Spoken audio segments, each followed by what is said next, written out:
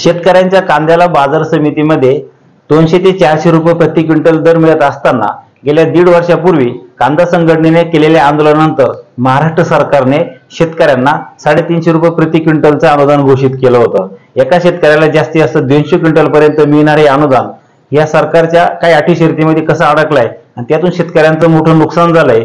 हा राज्य सरकार जर म्हणते की आम्ही सर्वसामान्यांचं शेतकऱ्यांचं सरकार आहे, प्रत्यक्ष एखादी योजना लागू केल्यानंतर तिचं वितरित करण्यासाठी किंवा ती शेतकऱ्यांना थेट पैसे देण्यासाठी 1.5 वर्षाचा कालावधी लागतोय की शेतकऱ्यांची मुळात थट्टा आहे। आता विधानसभाच्या निवडणुका आलेल्या आहेत, त्याची कोणत्याही दिवशी आचारसंहिता लागू शकते। ही आचारसंहिता लागण्यापूर्वी राज्य सरकारने राहिलेल्या कांदा उत्पादकांचं अनुदान हे तत्काळ द्यावे अशी मागणी आम्ही कांदा उत्पादक शेतकरी संघटनेकडून करत आहोत।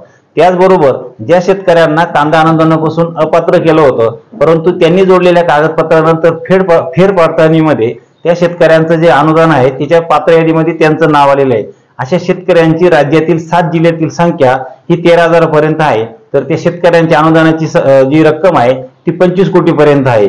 ह्या शेतकऱ्यांचं आता कांदा अनुदान एक रकमी द्यावं व आधीच्या कांदा अनुदानाच्या राहिलेल्या शेतकऱ्यांपैकी त्यांनाही एक रकमेचे अनुदान द्यावं। दोन्ही प्रकारातील शेतकऱ्यांना आता राहिलेलं कांदा अनुदान एक रकमी द्यावं आणि कांद्यावर जी निर्यात शुल्क आहे जी आता 20% आहे, त्यामुळे जास्तीत जास्त कांदा निर्यात व्हायला अजूनही रोखलं जात आहे।